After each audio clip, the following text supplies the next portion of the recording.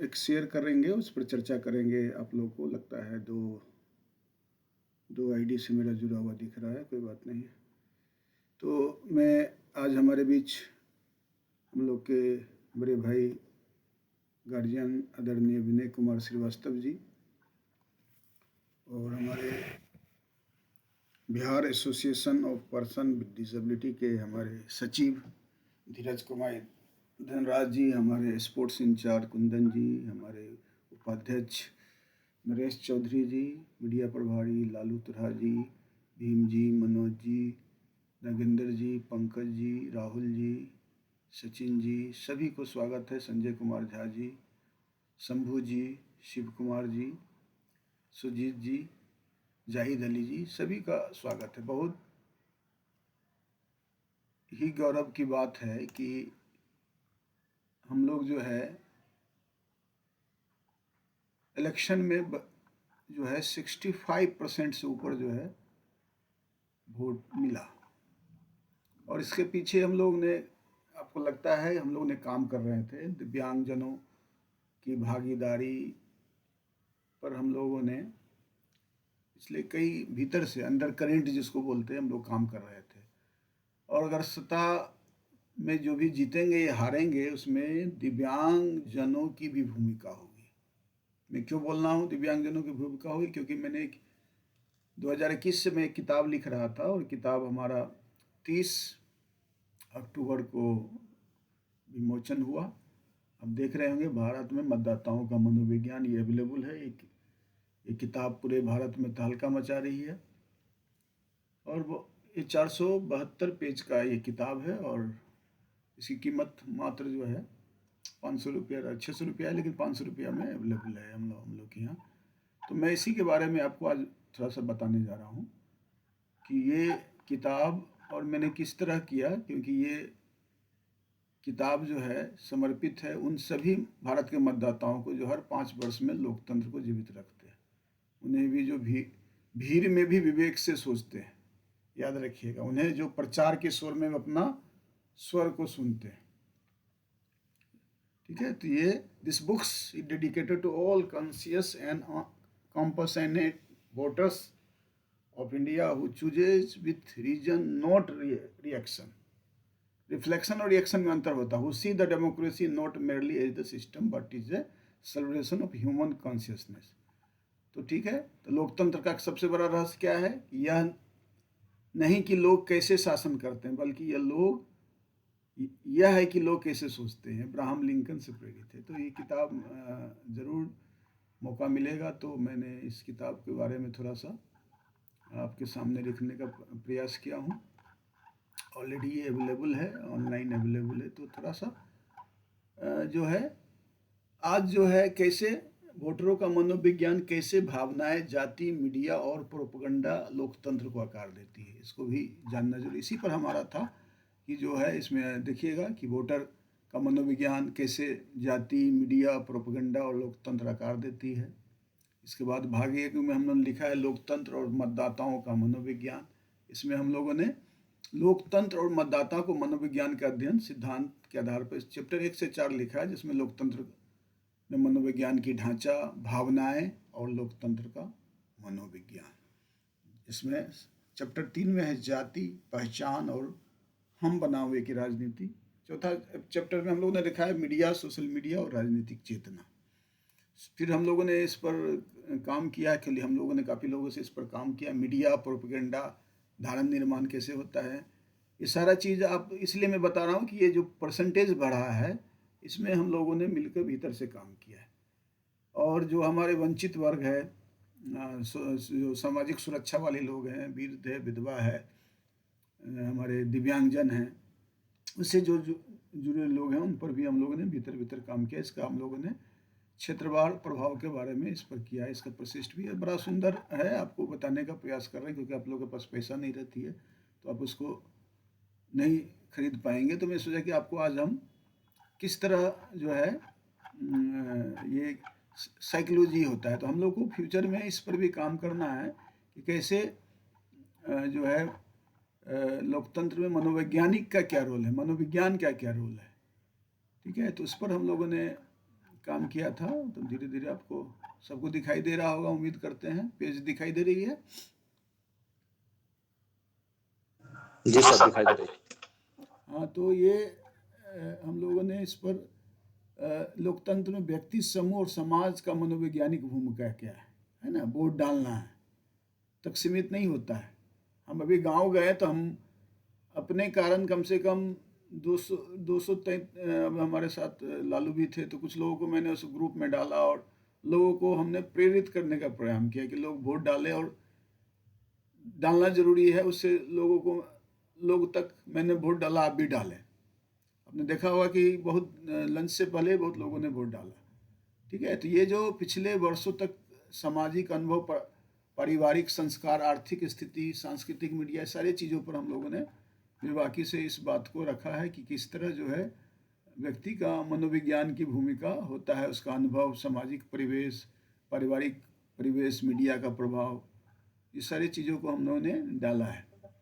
उसमें मतदाता तर्कशील भावना, सामाजिक प्राणी हैं, कैसे हम जो काम करते हैं, तो अभी से किस तरह हम इस बात को भी देखें कि सामूहिक मन की संकल्पना क्या है, the concept of the collective mind, है ना। क्योंकि ये फ्रांसीसी सामाजिक वैज्ञानिक ने गुस्ताव बे ले बॉन, है ना, ये जो प्रसिद्ध कृति लिखी थी, the crowd, A study of the popular mind, 1895 में। इसका था सामूहिक चेतना, भीड़ का मन। भीड़ में किस तरह, जो ले बॉन के अनुसार, जो व्यक्ति किसी भीड़ या समूह का हिस्सा बनता है, वो उसकी व्यक्तिगत सोच, जिम्मेदारी और नैतिक विवेक पीछे छूट जाता है। ठीक है, तो इस पर भी हम लोगों ने काम किया। इसके अलावा जो है गुमनामी, संवेदनात्मक संक्रमण और सुझावशीलता किस तरह है, किस तरह जो नए हमारे लोग हैं उस पर काम करते हैं। तो हमको फ्यूचर में ये जानना ज़रूरी है कि हम अगर जो हमारे दिव्यांगजन इस बार 147 विधानसभा असेंबली कंस्टिट्यूंसी में खड़े हैं, और हम लोग उनको ट्रेनिंग देने का प्रयास कर रहे हैं कि किस तरह जब हम डेमोक्रेटिक प्रक्रिया में, है ना, तो उतरते हैं, तो उसमें किस तरह हमको ध्यान रखने की ज़रूरत है। किस तरह केवल संवैधानिक संरचना पर नहीं बल्कि सामूहिक मन पर निर्भर करती है, जो राष्ट्र की आत्मा को जीवंत रखता है और नागरिक अपने निर्णयों में, विवेकों में सहिष्णुता और संवेदनशीलता का संतुलन बनाता है। इस पर हमने लिखा है कि व्यक्ति, समूह और समाज की मनोवैज्ञानिक अंतर्क्रिया क्या है ना। तो उस पर भी हम लोगों ने इसको रखा है, व्यक्ति, समूह और समाज। इसका मैंने डायग्राम भी एक बना कर दिया है कि किस तरह जो व्यक्ति, समूह, समाज अंतःक्रिया मॉडल है ना। पहले समाज, सोसाइटी में व्यक्ति, समूह और सोसाइटी तीनों जो है एक दूसरे से अन्योन्याश्रय संबंध है। और चैप्टर 2 में हम लोगों ने लिखा है इसमें भावना और लोकतंत्र का मनोविज्ञान, इमोशन एंड द जो साइकोलॉजी ऑफ डेमोक्रेसी। इसमें आप देखिएगा कि किस तरह जो हमारी इमोशंस है, भावनाएं हैं, जो लोकतंत्र में होता है। तो सारी चीज़ों पर ध्यान रखने की आवश्यकता है। हमारे जो लोग इस पर ध्यान रखते हैं और जो सोचते हैं कि कैसे एकाएक चेंज हो गया, कैसे हमने वोट दिया था लेकिन ये तो एकाएक मिराइकल हो गया। तो मिराइकल के पीछे जो लोग इस पर काम करते हैं, जो राजनीतिक भावनाएं लोकतंत्र की आत्मा है, वे मनुष्य के मस्तिष्क में जन्म लेती है, समाज में फैलती है और पहचान में स्थिर होती है, और अतः मतदान के रूप में अभिव्यक्ति होती है। तो इमोशंस का एक बड़ा रोल है। आप देखे होंगे मैंने पूरे बताया है कि बिहार जो चुनाव है 2020 में क्या हुआ था। बिहार का सम्मान का नारा, प्राइड बेस्ड जो है प्राइमिंग का उदाहरण था, मतदाताओं के आत्मगौरव और पहचान के भाव पर आधारित था। दिल्ली चुनाव 2015 में क्या था, नई राजनीति, है ना। 2014 से 19 में राष्ट्रवाद। 2008 में अमेरिका में Obama, yes we can. America में 2016 में डोनाल्ड ट्रंप ने क्या किया, फियर, एंगर एंड अपील्स का प्रयोग करके सुरक्षा और आक्रोश को मिश्रण करके जीता था। तो ये सब चीज़ों को हमने इसमें डालने का प्रयास किया है। और 2020 से 2025 के दशक में विकास बनाम सम्मान जो है, अभी बिहार 2025 का मैंने एग्जाम्पल दिया है कि ये चुनाव जो है रोजगार, आर्थिक अवसर के जैसे मुद्दे को, पलायन, ये सब मुद्दे को लेकर स्थानीय गौरव की भावना से जोड़ा गया। इसको भी हम लोगों ने इस बुक में डालने का प्रयास किया है। दिव्यांग उम्मीदवारों की उपस्थिति, ये देखिए इस किताब में ऑलरेडी है। तो क्या है कि हम लोग इसमें इस दिव्यांग जो मतदाता, व्हीलचेयर पर चलना, सांकेतिक भाषा, संवाद करना, दृष्टिबाधिता, ये सब चीज़ों को behaviour science and attitude formation theory. आपको बता दें कि मैंने जो है एक रिसर्च का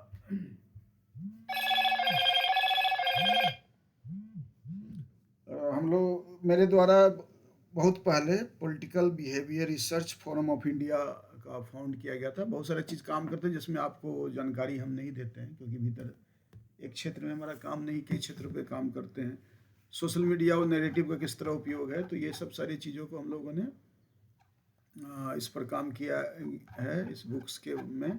तो मैं सोचा कि आपको बता दूं, बहुत ही ये पॉपुलर बुक्स है, काफ़ी बिक रही है, काफ़ी लोगों तक ये पहुंचने का प्रयास करें। मैं सोचा कि आप लोगों के बीच में भी इसको थोड़ा सा बता दूं। इसको और थोड़ा सा हम आगे आते हैं। नेक्स्ट चैप्टर 3 है जाति। जानते हैं जाति किस तरह जुड़े हैं, पहचान, हम और वे की राजनीति, जिसमें हम लोगों ने जाति के अलावा हम लोगों ने जमात की बात इसमें की है कि कैसे हमारा डिसेबिलिटी जो है हम बनाम हुए। जाति और पहचान के बीच हम अगर जमात की बात करें, जैसे दिव्यांग हर जात में होते हैं, तो उसमें किस तरह जातीय संरचना के बारे में हम लोगों ने बताया, और किस तरह जातीय संरचना को तोड़कर हम जमात के बारे में बात कर सकते हैं, इसके बारे में भी हम लोगों ने इसमें बताया। खासकर हमारे दिव्यांगजन, यहाँ देखिए यादव, दलित, वैश्य, मुस्लिम, सबका एग्जाम्पल दिया गया है, और किस तरह जो मनोवैज्ञानिक प्रक्रिया जो है पहचान से निर्णय तक इसमें काम करती है। तो मैं फिर से बता दूं कि जो इस बुक्स में है, इसमें खासकर हमारे द्वारा जो है 2021 से एक political behaviour research forum of India के द्वारा हम लोगों ने लोगों का बीच में इससे संबंधित जो आंकड़े थे मैंने डालने का प्रयास किया हूँ। और नेक्स्ट हम आपको बताएंगे, बहुत अच्छी है, बहुत बुक्स काफ़ी प्रेरणादायक है, जो थोड़ा मोड़ा भी इंटरेस्ट लगते हैं कि वो वोटिंग कैसे होता है, बिहेवियर कैसे होता है, क्या करना चाहिए, है ना, समूह निष्ठा और सामाजिक दूरी। तो मैं, समय कम है इसलिए मैं इसको, क्योंकि 472 पेज का है, तो उसको थोड़ा सा और हम जल्दी जल्दी आप लोग के बीच में जानने का करेंगे कि किस तरह जो है किस तरह संवाद लोप होता है, नीति विमर्श और भावनात्मककरण कैसे होता है, नागरिक विवेक अवसर कैसे होता है। बिहार में जैसे 2025 में कुछ क्षेत्र में जातीय निष्ठा इतनी गहरी थी कि विकास और भ्रष्टाचार जैसे मुद्दे गौण हो जाते हैं। सोशल मीडिया हमारे समाज की सरकार और उनकी राजनीति के नारे चल पड़ते हैं। गांव पर चर्चा भावनात्मक था, अब की बार लोगों को जीतनी चाहिए। तो ये जो है परिस्थिति ग्रुप थिंक जैन 1972 को याद दिलाती है, जहाँ समूह की एकता और पहचान बनाए रखने के लिए व्यक्ति तार्किक मतभेद को दबा देता है, जो हम लॉजिक है उसको जो है हटा देता है। तो इस पर भी जानने का हमने प्रकाश डालने का प्रयास किया है अलग अलग समय में, और सारे जो हम लोगों ने जो भी डाला है वो पूरे एक्यूरेट डाटा जहाँ तहाँ से हमारे पास इकट्ठा हुए थे, उस डाटा को जो घूमता हूँ मैं, उस डाटे को हमने डालने का प्रयास किया गया था। तो नेक्स्ट हम इसका डाटा भी डाला गया है, जैसे कि 2010 में यादव, कुर्मी, महादलित, ऊंची जाति, है ना, इसका भी हमने कंपेयर किया है। और ये इसलिए कंपेयर किए हैं कि हम दिव्यांगजनों को जमात के बारे में उसको भी हमने ऐड करने का किया है। मतदाता का व्यवहार का विकास किस तरह होता है, उसका हिस्टोरिक बैकग्राउंड हम लोगों ने डालने का प्रयास किया है कि किस तरह ऐतिहासिक पृष्ठभूमि और मतदाता का विकास होता है। हमारे एग्जाम्पल देते कि अभी हमारे Bihar association of person with disability ने एक इलेक्शन में भाग लिया, सफल नहीं हो पाए। कारण क्या था कि एक बार बात की और अब हम लग गया कि लोग ने वोट दिया है तो दे देगा। ऐसा नहीं होता है। हम ओवर कॉन्फिडेंट हो जाने से क्या है कि हम उसको बार बार उसके पीछे जानने की ज़रूरत है कि हम अगर किसी भी वोटर्स को जो चुनाव करना, फाइनल मन बनाना, उसमें काफ़ी कुछ मीडिया, सोशल मीडिया और राजनीतिक चेतना, इसका बहुत बड़ा रोल है। आप जानते हैं आज के समय में आपने देखा होगा कि जो अपने नए एक राजनीतिक दल हैं जनसुराज वाले, किस तरह सोशल मीडिया का प्रयोग करके जो है डिपार्टमेंट आईटी डिपार्टमेंट क्या है, अमित। अच्छा चलिए, हाँ ठीक है, इस तरह का इस्तेमाल करते हैं। Hello, Moto.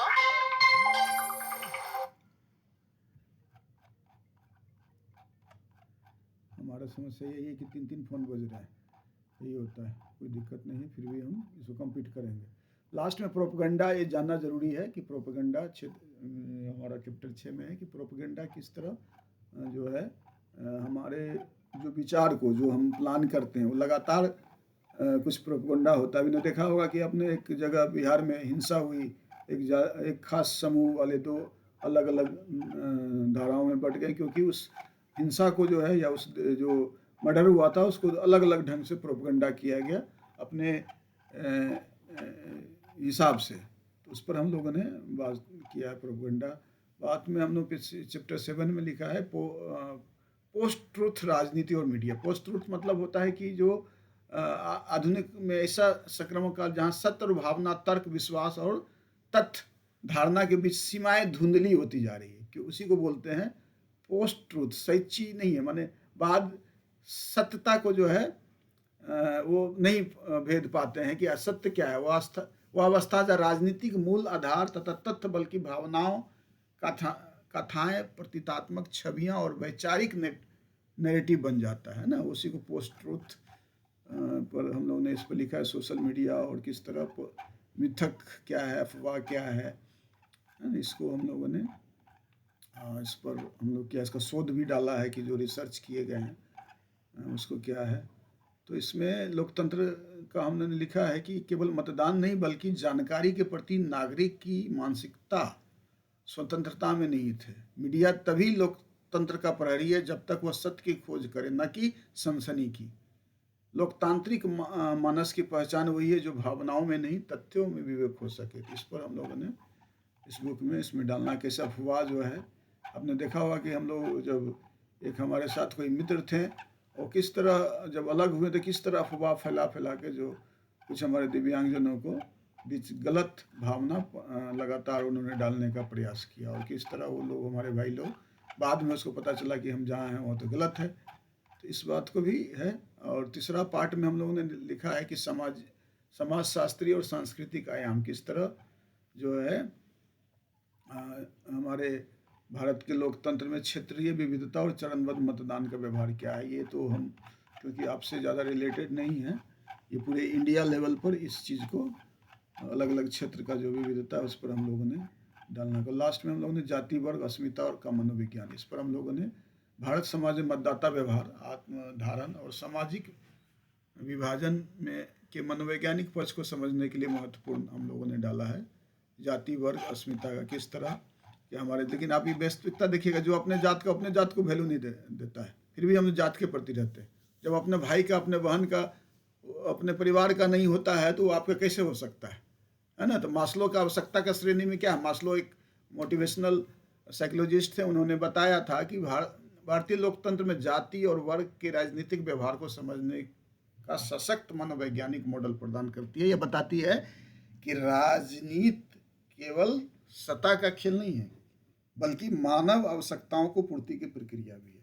तो ये उनका ये, लेकिन वो क्या है, भूल जाते हैं कि हमारा किस काम के लिए है। इसलिए जो जात पात पर होते हैं तो उसका क्या है, वर्गीय चेतना लोकतांत्रिक का वो मनोवैज्ञानिक तंत्र है जो समाज को निष्क्रियता से सक्रियता की ओर ले जाता है। ठीक है, तो भारतीय वर्ग में चेतना के लोकतंत्र को गहराई दी है। उसने सिखाया है कि असमानता की पहचान ही परिवर्तन की पहली सीढ़ी है। और क्या है, इसका प्रतिनिधित्व वही सच्चा होता है जो जनमानस की आकांक्षाओं को आत्मसम्मान दोनों व्यक्त करता है। तो इस अध्याय में हम लोगों ने इस जाने का प्रयास किया है। कभी आप पटना आइएगा तो बुक अवेलेबल है, आप वहाँ भी देख सकते हैं। और खासकर महिला, युवा और जेनजी मतदाताओं का मनोविज्ञान, जो आजकल जेनजी बोला जाता है, किस तरह आपने देखा होगा कि कैसे बिहार में हमारे माननीय मुख्यमंत्री 50% उन्होंने स्थानीय निकायों में, पंचायती राज में जो है महिलाओं को आरक्षण दिया। और उसके बाद धीरे धीरे आपने देखा होगा कि जो जीविका दीदी के थ्रू उनको 10 रुपया इकट्ठा करना, और अभी 10,000 रुपया दिया गया। इस तरह उनको, महिलाओं को किस तरह जो है सशक्त बनाने के लिए काम किया। और आज क्या है, उसके कारण जो परसेंटेज बढ़ा है उसमें महिला का। अब देखिए दिव्यांग मतदाताओं और सहानुभूति की राजनीति, ये देखिए लोकतंत्र का सच्ची कसौटी तब होती है जब अपने सबसे कमजोर नागरिक को भी बराबरी का अधिकार देता है। यह अध्याय उन संवेदनशील। हम आप एक मीटिंग कर रहे हैं, थोड़ा देर में बात करते हैं ना, थोड़ा देर में बात करते हैं आपसे हम, ठीक है। तो दिव्यांग मतदाताओं की भागीदारी हमें सोचने पर विवश करती है, क्या लोकतंत्र सचमुच सबके लिए सुलभ है ना। तो इसीलिए इस पर हम लोगों ने ये काम किया है, और दिव्यांग जनों के लिए स्पेशली हमने एक अध्याय जोड़ा है कि किस तरह दिव्यांग लोग हमारे, क्योंकि धारा अधिनियम की धारा 11 में विशेष रूप से सुनिश्चित करती है RPWD एक्ट की कि प्रत्येक दिव्यांग नागरिक को राजनीतिक और सार्वजनिक जीवन में समान भागीदारी का अवसर मिले, ठीक है। तो इस पर भारत निर्वाचन आयोग ने जो काम किया, एक्सेसिबल इलेक्शन की बात आपने देखा होगा, किस तरह उसको ज़्यादा से ज़्यादा इसमें लिखा भी है कि लगभग 64% PW ने बताया कि सोशल मीडिया प्लेटफॉर्म के माध्यम से अभूतपूर्व जन समर्थन मिला। तो इस बात को भी हम लोगों ने इस पर चर्चा की है इस किताब के ऊपर, और अलग तरह का जो दिव्यांग है उस पर भी हम लोगों ने चर्चा की, किस तरह के दिव्यांग हैं लोगों तक जनाने का प्रयास किया गया है। और हमने चैप्टर 12 में प्रभाव और मन का परिवर्तन का मनोविज्ञान, the psychology of the persuasion in election. Persuasion जो होता है मन का कैसे परिवर्तन, परसुएशन करना, तो इसको भी हम लोगों ने इसमें डाला है कि किस तरह जो है इसमें कि चुनाव केवल विचारों की लड़ाई नहीं बल्कि प्रभाव और मन परिवर्तन का एक गहन मनोवैज्ञानिक प्रक्रिया है। यह अध्याय बताता है कैसे भाषण, प्रतीक, विज्ञापन और भावनाएं मतदाताओं के अवचेतन में धीरे धीरे प्रवेश कर उनकी सोच को प्रभावित करता है, ठीक है। तो राजनीतिक प्रचार में प्रयुक्त persuasion techniques, emotions, appeals and cognitive biases, उसका बायस जो होता है उसको किस तरह प्रभाव में लाता है, उस पर भी हम लोग ने इस पर किया है। तो उस पर है ये, अब देख रहे होंगे कि अभी हम लोग कितने लंबे जो है जन स्वराज पार्टी, NDA, अन्य दल, सब के बारे में कि किस तरह एक विचार बल की जो है भावनात्मक संरचना के बारे में, करिश्मा और प्राधिकरण सामाजिक राजनीति, इस पर भी हम लोगों ने इसको लिखा है, किस तरह फ्रेमिंग होते हैं। एक एग्जाम्पल भी हम लोगों ने दिया है। तो इसको हम लोग बहुत ही सुंदर तरीके से आप देखते हैं कि एक एक लाइन, एक एक चीज़ अगर आप लिखते हैं तो किस तरह टफ होता है चीज़ों को बताना, सिद्धांतों का कौन कौन सा अनुप्रयोग, किस तरह जो साइकोलॉजी का जो सिद्धांत है उसका कैसे जो है उपयोग किया गया है, उस पर भी हम लोग इसमें दिया है। लोकतंत्र मनोवैज्ञानिक प्रक्रिया मतदाता का शिक्षा, कैसे उसको शिक्षित किया जा सकता है, ये हमने गवर्नमेंट के लिए इस पर लिखा है कि क्या क्या कैसे हम क्या क्या ध्यान रखें कि हमारा ज़्यादा से ज़्यादा वोटिंग्स हो, और उसका परिणाम भी हुआ है, लोग अब सशक्त हो रहे हैं, लोग अब जानकार हो रहे हैं, और लोग जो है वोटिंग भी ज़्यादा इसमें नहीं किया है।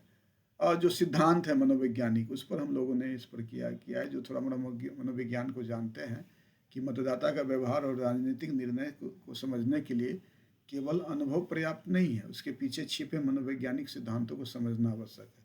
यह अध्याय उन प्रमुख सैद्धांतिक मॉडलों को प्रस्तुत करता है जिन्हें राजनीतिक मनोविज्ञान के अध्ययन के वैज्ञानिक आधार प्रदान किए गए। Cognitive dissonance theory, reinforcement and conditioning theory, heuristic and जो है biases, spiritual and silence, spiral and silence है, और सोशल प्रूफ एंड ऑथोरिटी, ये जो सिद्धांत है उस पर हम लोगों ने इसको लिखा है। और पूरे इंडिया में आपको एक भी इस तरह की किताब अवेलेबल नहीं है। इनफैक्ट मैंने खोजने का प्रयास किया वर्ल्ड अराउंड, तो इस तरह की किताब मुझे अभी तक नहीं मिली, हो सकता हो हमारे नॉलेज में नहीं हो। तो किन किन मुद्दों पर किस तरह लोगों ने सोचा और किस तरह लोगों ने केस स्टडी का भी हमने दिया है, और ख़ासकर इंडियन एक्सपीरियंस को हमने बताया कि कैसे कौन कौन सा केस, आप जानते हैं जब प्रोजेक्ट बनाते हैं तो क्या किसका एग्जाम्पल देकर हम लोगों ने केस स्टडी का हम लोगों ने किया था, जिसमें हम लोगों ने मनोवैज्ञानिक तंत्र, भावना नियंत्रण, संचार माध्यम, संदेश की संरचना, मनोवैज्ञानिक परिणाम, लोकतांत्रिक समकालीन, इस पर हम लोगों ने लगातार किया था कि किस तरह सूचना का उद्देश्य ज्ञान नहीं बल्कि प्रभाव बन जाता है। जब लोकतंत्र में संज्ञानात्मक भ्रम, कॉग्निटिव कन्फ्यूजन का शिकार हो जाता है। और ऐसे मतदाता शिक्षा, मीडिया साक्षरता, है ना, मीडिया लिटरेसी और क्रिटिकल थिंकिंग ट्रेनिंग लोकतंत्र के मानसिक संतुलन के लिए आवश्यक है। तो जब हम इसको भी ध्यान रखने का प्रयास किए, बीच बीच में हमारा प्रयास है कि जब कुछ बुक्स वगैरह, मेरा 37वां किताब ये पब्लिश हुआ है, तो हम सोचे कि आप लोग को भी बीच में थोड़ा शेयर करें, थोड़ा आपको भी जानकारी हो, और एक ही तरह का हम ना करें, हम हर तरह के चीज़ों को जानने का प्रयास करें, क्योंकि हमको ये जानना ज़रूरी है। अगर हमको जरा सा भी राजनीति में या वोटर्स में कोई आकर प्लान करते हैं, या जो हमारे लोग किस तरह हमारे इलेक्शन में विजेता बन जाते हैं या हार जाते हैं, तो हमको भी जानना ज़रूरी है कि उसके पीछे क्या क्या काम करता है। क्योंकि हर कोई जो देखिए चुनाव जीतना भी छोटा मोटी नहीं हो, भी बहुत मेहनत करना पड़ता है, ठीक है। तो उसमें महिला मतदाता और लैंगिक मतदान के बारे में हमने अभी चर्चा किया था, उस पर स्पेशली हमने काफ़ी गहन से हमने इस पर काम किया है, जिसको हम आपके बीच डाले हैं। अलग अलग संशोधन भी डाले हैं। मैं अभी लगातार सीरीज निकाल रहा हूँ। अभी एक नया मेरा किताब आने वाला है, सोशल सिक्योरिटी, है ना, जो हमारा जो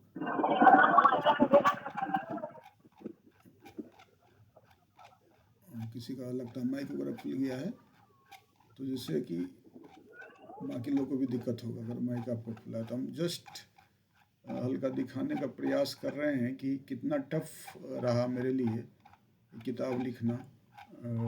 एक एक चीज़ को हम लोगों ने इस पर डाला कि, और हाँ, युवाओं का मनोविज्ञान इस पर हम लोगों ने किया, क्योंकि भविष्य का लोकतंत्र क्या है, हर पीढ़ी में लोकतंत्र एक नई दिशा देती है, लेकिन युवा पीढ़ी उस नई आत्मा प्रदान करती है। और इस अध्याय में युवा मतदाताओं को नीतियों नहीं बल्कि परिवर्तन का प्रति जनजीवन भी देख रहे हैं। उसके भीतर आदर्शवाद, असंतोष, बेरोजगारी, आकांक्षा, और वो जो है राजनीतिक निर्णयों का आकार देती है। तो इस पर हम लोगों ने इस चैप्टर को हम लोगों ने उस पर लिखा है। बड़ी मेहनत किया गया, रात रात भर जाकर हम लोगों ने इस पर काम किया है। तो मेरा लक्ष्य था कि इलेक्शन से पहले इसको लॉन्च कर देना है। बहुत धन्यवाद देंगे हमारे पब्लिशर का भी। ISBN नंबर लेना, और जानते हैं ISBN नंबर लेते हैं तो कितनी मुश्किल, कितना जांच पड़ताल होता है, खासकर पॉलिटिकल जब मामला हो।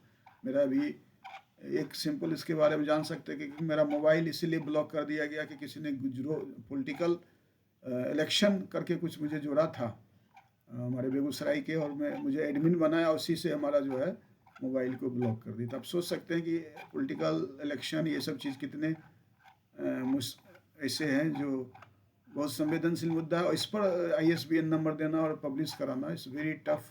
तो हम हमारे जो रिनोवा इंटरनेशनल पब्लिकेशन नई दिल्ली को धन्यवाद देंगे कि सारे बाधाओं को दूर करके इस किताब को टाइम बिफोर, अपने समय पर जो है इसको पब्लिश कराने के लिए हमको बड़ा किया, और समय पर हमारे पास किताब भी मिल गई। लास्ट में हम लोगों ने एक है AI, आर्टिफिशियल इंटेलिजेंस और एल्गोरिदमिक मैनिपुलेशन का, क्योंकि अब AI का ज़माना है। आपने देखा होगा कि अलग अलग किस तरह जो है बहुत सारे आपको वीडियो या फोटो मिले होंगे जो दूसरे पार्टी का दूसरे लोगों ने प्रचार करते उन्होंने बना दिया है। अभी यूट्यूब पर या सोशल मीडिया पर देखते होंगे किस तरह जो है AI जो है इस तरह के डिजिटल युग में किस तरह कंफ्यूज कर रहे हैं लोगों को, किस तरह भ्रम उत्पन्न कर रहे हैं। तो इसको भी हम लोग जानना ज़रूरी है हम सभी को, क्योंकि जो चीज़ दिख रहा है वो सही नहीं है। कहीं ना कहीं मीडिया और सोशल मीडिया बाकी जगहों में हमको जानना और पहचानने का ज़रूरत है कि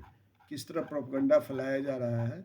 AI और एल्गोरिथमिज्म जो है नया आने वाले जो न्यू युग का जो है, ये जानकारी हमारे तमाम दिव्यांग मतदाताओं को और हम लोगों को भी होने की ज़रूरत है, क्योंकि बहुत तेज़ी से बदलाव हो रहा है। हम जिस ज़माने में हर एक दिन देखिए नया चीज़ जानने और समझने को मौका मिल रहा है। तो ये मैं तेज़ी से इसलिए कर रहा हूँ कि ऑलरेडी इसमें काफ़ी चीज़ है जो आपको दिखाने का प्रयास कर रहे हैं। लास्ट में हम लोगों ने अध्याय 19 में मतदाताओं का सांस्कृतिक तुलनात्मक अध्ययन, जो कल्चरल जो है हमारा कंपैरिजन और वोटर साइकोलॉजी का जो है हम लोगों ने इसमें डालने का प्रयास किया। उसमें हम ये दिखाने का प्रयास किया है कि किस तरह लोकतंत्र की आत्मा सार्वभौमिक है, उस पर व्यवहारिक सांस्कृतिक रूप से भिन्न होता है ना। अध्याय में हमने अमेरिका, ब्रिटेन, इजराइल और जापान कि राजनीतिक मनोविज्ञान की तुलना भारतीय संदर्भ में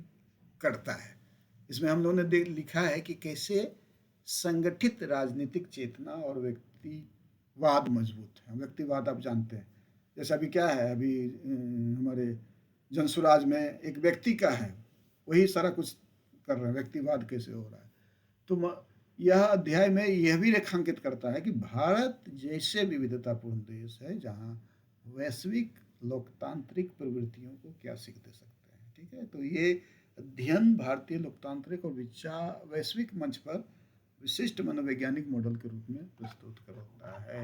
आपको मालूम होगा मेरा लक्ष्य अभी 100 बुक्स लिखने का है और लगातार मैं उसी पर काम कर रहा हूँ, क्योंकि मैं नया कोई पोजीशन लूँ, नया कोई अपना आकार दूँ।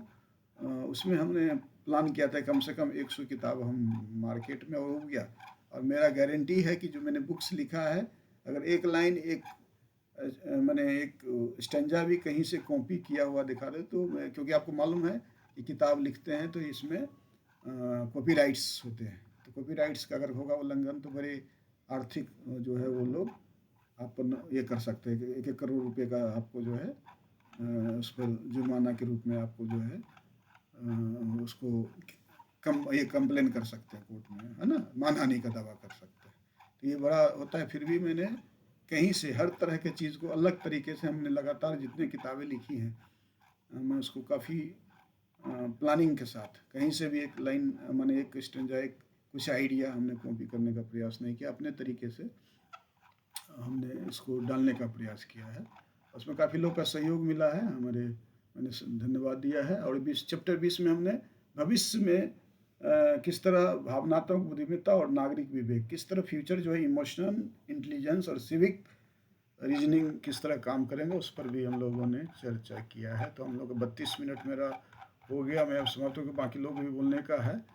तो मैं बीच बीच में आप लोग को कोशिश करूँगा कि थोड़ा सा जो अवेयर करूँ कि क्या हो रहा है, जिससे आप जानकारी लीजिए, क्योंकि हमारे आसपास जो हो रहा है दिव्यांगजनों को कहीं ना कहीं बाहर रखा गया, उनको बताने का प्रयास नहीं किया जा रहा। तो उसमें डिजिटल के माध्यम से, डिजिटल तरीके के माध्यम से, ऑनलाइन के और माध्यम से, आज जो सोशल मीडिया के माध्यम से आप लोगों को हम थोड़ा सा जानकारी देंगे। केस स्टडी के बारे में भी हमने लिखा है, अलग अलग बिहार चुनाव का मनोवैज्ञानिक विश्लेषण हमने किया है, जहाँ तहाँ हम अभी लगातार, आपको मालूम है 100 जो हमारा 47 लोग खड़े थे, तो मैं जब घूमने का मौका मिला जहाँ तहाँ, और लगातार पहले भी बीच में भी घूमता रहा हूँ, सबको मैंने इसमें अपने जो मैंने अध्ययन किया मैं उसमें उसको डालने का प्रयास किया हूँ। तो ये मैं आपको इसको क्लोज करूँगा, क्योंकि ये लंबा सा मेरा एक 274 पेज का है। और मैं अपने कुछ रेफरेंसेस बुक का भी लास्ट में लेखक का परिचय के अलावा मैंने बुक्स के बारे में बताऊंगा कि कोई किताब लिखा जाता है तो कहाँ कहाँ से आप लिए, उसको रेफरेंसेस बोला जाता है। ठीक है, तो रेफरेंस होना ज़रूरी है किताब में। और काफ़ी लंबा जो है इंडेक्स है प्रस्तुति, इसमें देखेंगे कितने बुक्स हैं, बुक्स से कौन कौन चैप्टर से कौन कौन लिया गया है ऑनलाइन के माध्यम से। ठीक है, तो हम लोगों ने इसको कई वर्गों में बांटा, वो भी बता दें। भावना और संज्ञान और राजनीतिक निर्णय पर बुक्स है, संज्ञानात्मक पक्षपात और राजनीतिक व्यवहार पर बुक्स इतने सारे हैं, राजनीतिक संचार, मीडिया, मत निर्माण, नेतृत्व, व्यक्तित्व और राजनीतिक निर्णय, ये सारे बुक्स, जनमत, चुनावी व्यवहार और लोकतांत्रिक से इतने सारे बुक्स हैं। राजनीतिक विचारधारा, अलग अलग भागों को, काफ़ी जाति पहचान और सामाजिक मनोविज्ञान, मीडिया, ये काफ़ी बुक्स आप देखेंगे मोर। और मैं जो ये अपने ऑनलाइन डिजिटल स्रोत है, जो अलग अलग ऑनलाइन माध्यमों से भी लेने का किया है। और कुछ हम लोगों ने जो साक्ष्य थे, Bihar 2000 election case study, survey data, youth and emotional politics, local media reports, है ना, हिंदुस्तान, प्रभात खबर, फोकस ग्रुप्स, ये सब चीज़ को हम लोगों ने डालने का प्रयास किया। और तो इस तरह मेरा 37वां बुक्स जो है। और ये किताब के लास्ट का भी मैं दिखा दूँ कि ये जो है इसके बारे में मैंने किया है। तो मेरा प्रयास रहा